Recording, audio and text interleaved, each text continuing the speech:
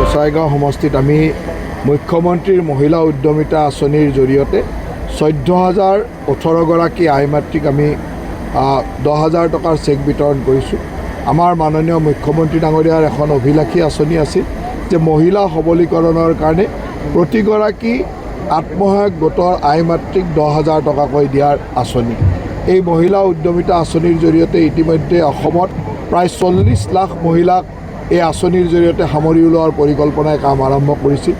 ইতিমধ্যে প্ৰায় 50টা সমষ্টিৰ প্ৰায় 20 লাখ মহিলাক আমি এই আঁচনিৰ ধন মোকলাই দিলোঁ আৰু আজি গোসাইগাঁৱতো একেলগে 14,018 গৰাকী আই মাতৃক আমি 10,000 টকাকৈ দিলোঁ।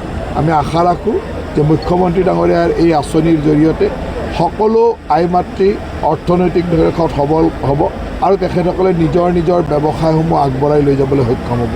মই BTC প্ৰধান হাগ্ৰামা মহিলাৰীদেৱক ধন্যবাদ জ্ঞাপন কৰি যে এই সকলো প্ৰক্ৰিয়াতে তেখেতৰ সহযোগিতা তেখেতৰ উৎসাহৰ কাৰণে আমি এই কামখিনি সফল কৰিবলৈ সক্ষম হৈছোঁ। যোৱা নিৰ্বাচনত BTCৰ নিৰ্বাচনৰ কাৰণে এই কামখিনি আমাৰ ৰৈ আছিল আৰু নিৰ্বাচনৰ পিছতে হাগ্ৰামা মহিলাৰী ডাঙৰীয়াৰ একান্ত সহযোগিতাৰ কাৰণে আমি এই কামখিনি অতি সোনকালে কৰিব পাৰিছোঁ।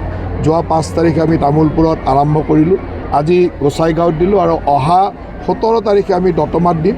এনেকৈ পৰ্যায়ক্ৰমে জানুৱাৰী মাহৰ ভিতৰত BTCৰ 15টা সমষ্টিতে আমি সকলো মহিলা উদ্যমিতা আঁচনিৰ ধন মোকলাই দিম।